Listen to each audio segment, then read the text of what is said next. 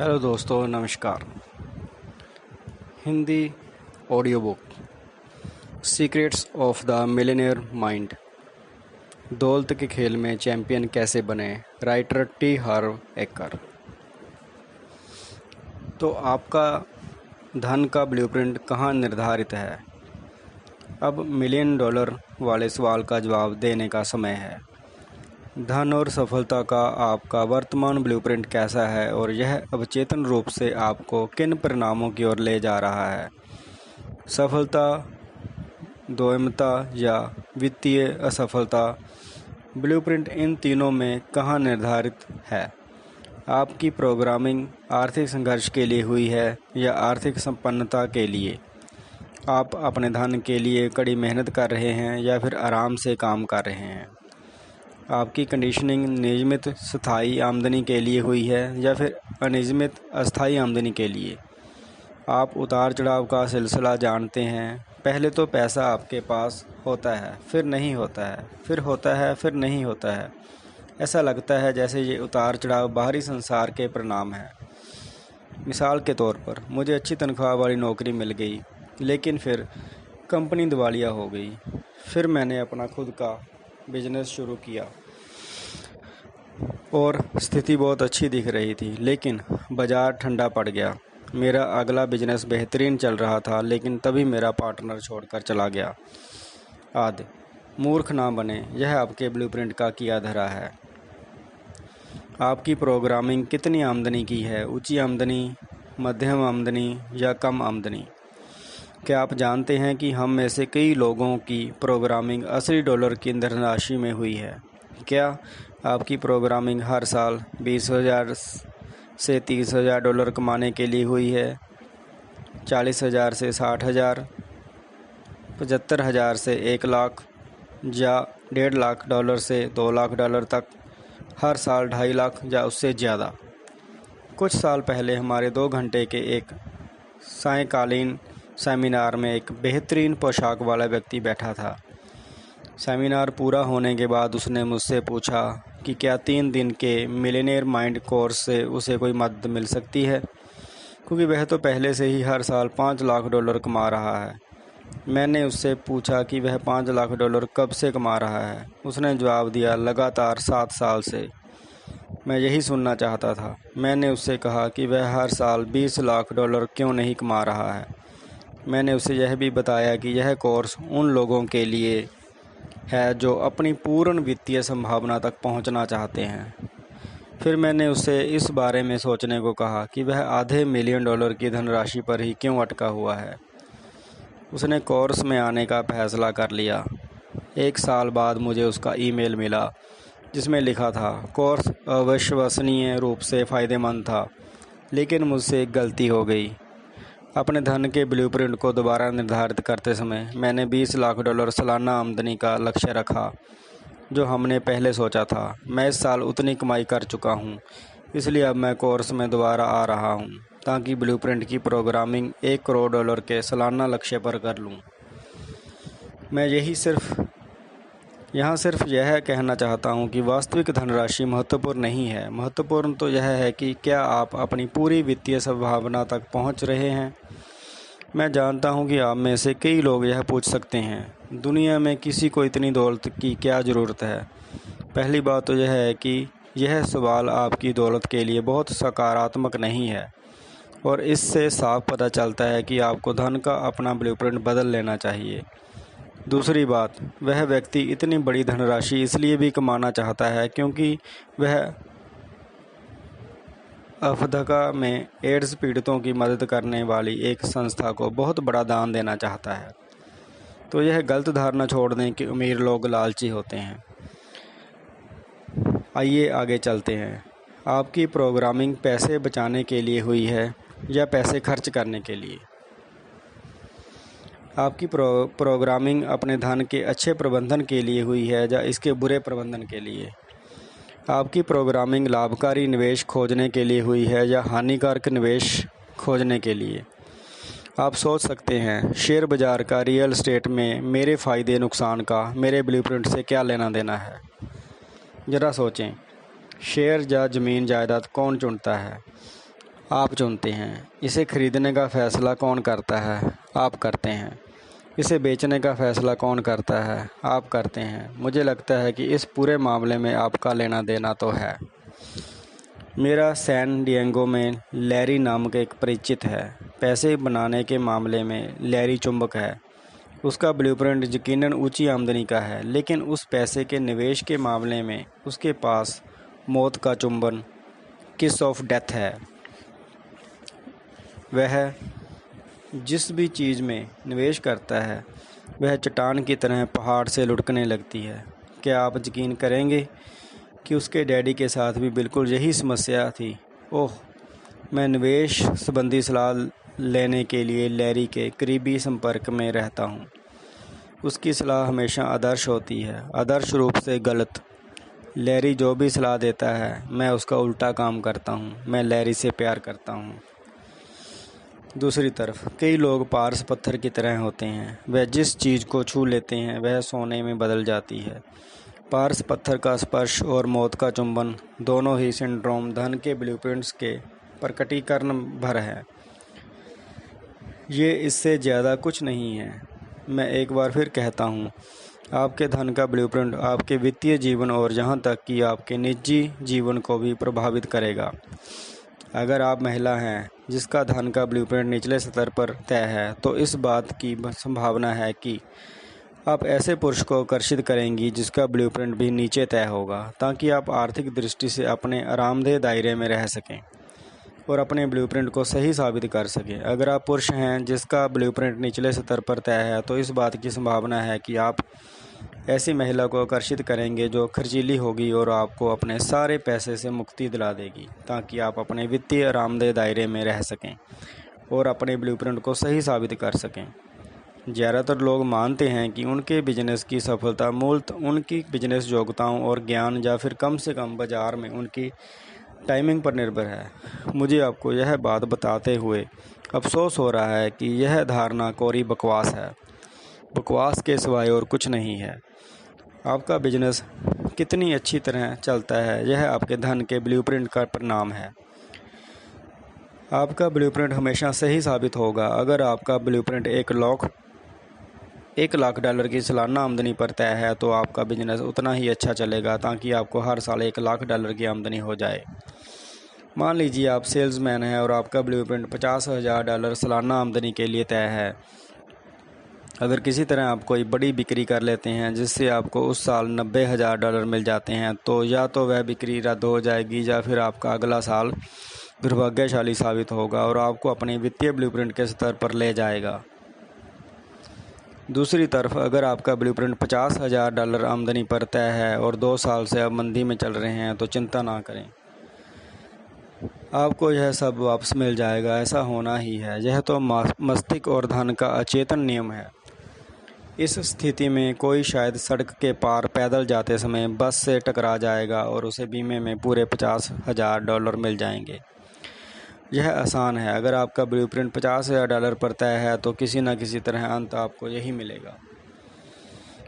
तो एक बार फिर आप यह बात कैसे बता सकते हैं कि आपके धन का ब्लूप्रिंट कहाँ पर तय है?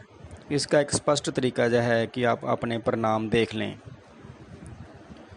अपना बैंक खाता देखें, अपनी आमदनी देखें, अपनी नेटवर्थ देखें, निवेश में अपनी सफलता देखें, बिजनेस में अपनी सफलता देखें कि आप फिजूल खर्च हैं या मितव्ययी। देखें कि आप अपने धन का कितना अच्छा प्रबंधन करते हैं। देखें कि आपकी आदतें नियमित हैं या अनियमित। देखें कि आप पैसे के लिए कितनी कड़ी मेहनत करते हैं। अपने उन संबंधों को देखें जिनमें धन शामिल हो। धन मुश्किल से आता है या आसानी से?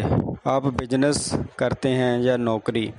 आप एक बिजनेस या नौकरी से लंबे समय तक चिपके रहते हैं या फिर काफ़ी उछल कूद करते रहते हैं? आपका ब्लूप्रिंट थर्मोस्टेट तापमान स्थिर रखने वाला यंत्र की तरह होता है। अगर कमरे का तापमान 72 डिग्री फ़ारेनहाइट है, तो इस बात की अच्छी संभावना है कि थर्मोस्टेट 72 डिग्री पर निर्धारित होगा। यहाँ मामला दिलचस्प हो जाता है। क्या यह संभव है कि खिड़की खुली होने और बाहर ठंडक होने के कारण कमरे का तापमान घटकर 65 डिग्री हो जाए? जाहिर है संभव है। लेकिन अंत क्या होगा? थर्मोस्टेट जीत जाएगा और तापमान को फिर से 72 डिग्री पर ले आएगा। इसके अलावा क्या यह भी संभव है कि खिड़की खुली होने और बाहर गर्मी होने के कारण कमरे का तापमान 77 डिग्री तक पहुंच जाए? निश्चित रूप से यह भी संभव है, लेकिन अंत क्या होगा? थर्मोस्टेट जीत जाएगा और तापमान को फिर से 72 डिग्री पर ले आएगा। कमरे के तापमान को स्थायी रूप से बदलने का इकलौता तरीका थर्मोस्टेट को दोबारा निर्धारित करना है। इसी तरह अपनी वित्तीय सफलता के स्तर को स्थायी रूप से बदलने का एकमात्र तरीका अपने वित्तीय थर्मोस्टेट यानी अपने धन के ब्लूप्रिंट को दोबारा निर्धारित करना है। दौलत का सिद्धांत। कमरे के तापमान को स्थायी रूप से बदलने का इकलौता तरीका थर्मोस्टेट को दोबारा निर्धारित करना है। इसी तरह अपनी वित्तीय सफलता के स्तर को स्थायी रूप से बदलने का एकमात्र तरीका अपने वित्तीय थर्मोस्टेट यानी अपने धन के ब्लूप्रिंट को दोबारा निर्धारित करना है। आप इसके अलावा जो चाहें आजमा कर देख लें। आप चाहें तो बिजनेस, मार्केटिंग, सेल्स, सौदेबाजी और प्रबंधन का ज्ञान बढ़ा लें।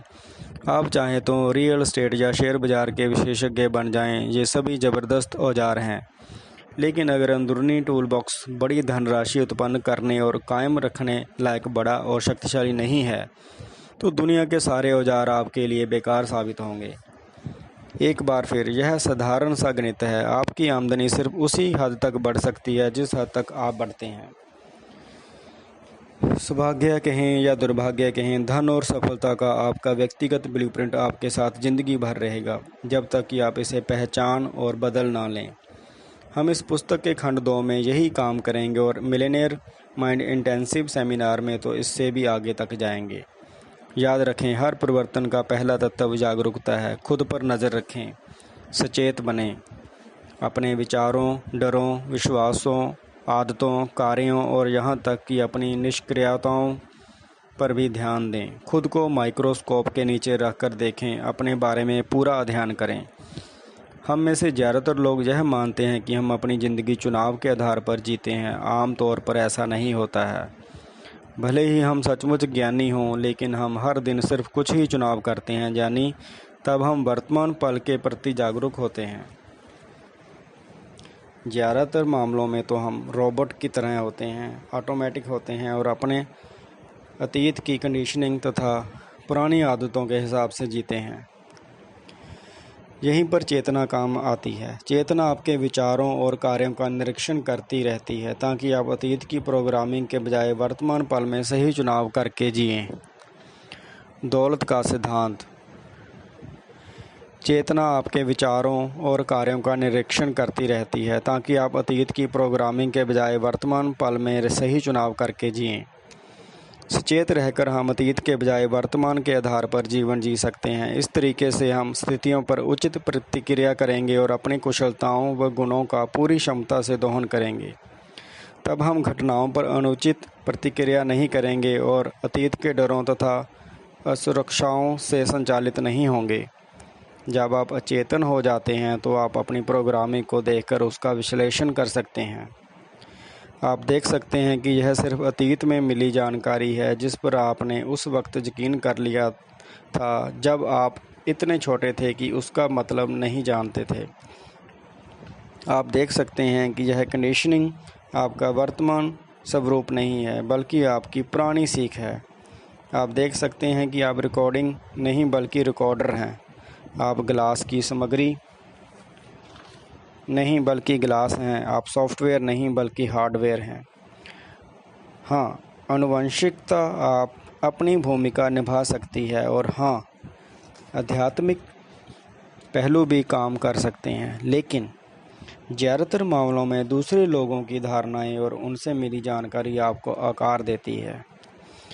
जैसा मैंने पहले सुझाव दिया है, ज़रूरी नहीं है कि ये धारणाएं सच हैं या झूठ, सही हैं या गलत। उनकी प्रामाणिकता चाहे जो हो, मूल रूप में वे ऐसे विचार हैं जो पीढ़ी दर पीढ़ी आप तक पहुंचाए गए हैं। यह जानने के बाद आप चेतन रूप से हर ऐसी धारणा को त्यागने का चुनाव कर सकते हैं जो आपकी दौलत के प्रति सकारात्मक ना हो। उसकी जगह पर आप कोई सकारात्मक धारणा अपना सकते हैं। अपने कोर्स में हम सिखाते हैं कि कोई विचार आपके दिमाग में बिना किराए के नहीं रहता है। आपके मन में आने वाला हर विचार या तो निवेश होगा या खर्च। यह या तो आपको खुशी और सफलता की ओर ले जाएगा या फिर इनसे दूर ले जाएगा। यह आपको या तो सशक्त बनाएगा या फिर अशक्त बनाएगा। इसलिए यह बहुत ज़रूरी है कि आप अपने विचार और धारणाएं समझदारी से चुनें। यह अच्छी तरह समझ लें कि आपके विचार और धारणाएं आपकी वास्तविक पहचान नहीं हैं। यह भी ज़रूरी नहीं है कि वह आपका भला करते हैं। हालांकि वह आपको कीमती लग सकते हैं, लेकिन उनका उससे ज़्यादा महत्व और अर्थ नहीं है जो आप उन्हें देते हैं।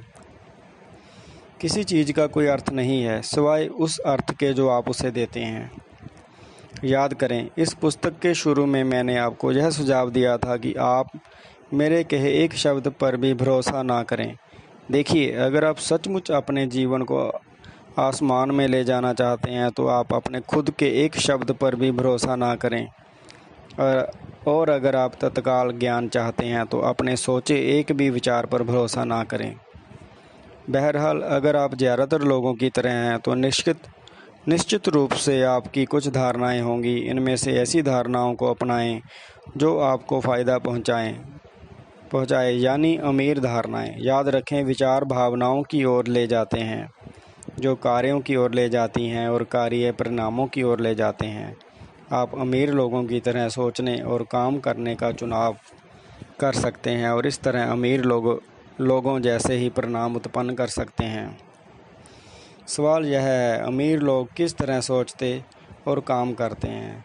इस पुस्तक के खंड 2 में हम आपको ठीक यही बताने वाले हैं। अगर आप अपने वित्तीय जीवन को हमेशा के लिए बदलना चाहते हैं तो आगे बढ़ते रहें। घोषणा दिल पर हाथ रख कर कहें, मैं अपने विचारों की निगरानी करता हूँ और सिर्फ उन्हीं को जगह देता हूँ जिनसे मुझे शक्ति मिलती है। अपना सिर छू कर कहें, मेरे पास मिलियनेयर माइंड है। रोंडा और बॉब बेन्स की सफलता की कहानी। द्वारा रोंडा और बॉब बेन्स, प्रति टी हार्व एकर। विषय, हम स्वतंत्र महसूस करते हैं। यह एक पत्र है जो मैं आपको अभी सुना रहा हूँ। हम जब मिलियनेयर माइंड इंटेंसिव कोर्स में गए तो हमें दरअसल पता ही नहीं था कि हमें क्या मिलेगा। बहरहाल, परिणामों से हम बहुत प्रभावित हुए। सेमिनार में भाग लेने से पहले हमारे सामने पैसे की बहुत सी समस्याएं थीं। हम आगे ही नहीं बढ़ पा रहे थे। हम लगातार कर्ज में डूबे रहते थे और हमें इसका कारण समझ में नहीं आता था।